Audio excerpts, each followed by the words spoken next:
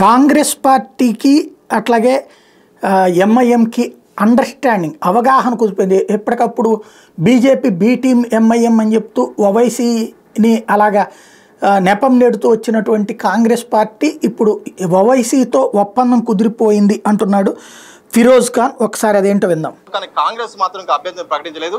ఫిరోజ్ ఖాన్ విషయంలో ఎందుకు అలసత్వం వహిస్తున్నారు, ఏం జరుగుతుంది, అసదుద్దీన్కి సపోర్ట్ చేయడానికి ఆలస్యమా? ఏదైనా మీకు డౌట్? దోస్తీ అయిపోయింది కదా, అసదుద్దీన్ గెలవాలి హైదరాబాద్. అది కాంగ్రెస్ హైకమాండ్ డిసైడ్ చేసింది. రేవంత్ రెడ్డి గారు డిసైడ్ చేసినారు. నేను ఒక యోద్ధ, మా కమాండర్ ఏం చెప్తారు, మా కెప్టెన్ ఏం చెప్తారు అదే డెలివర్ చేస్తాం.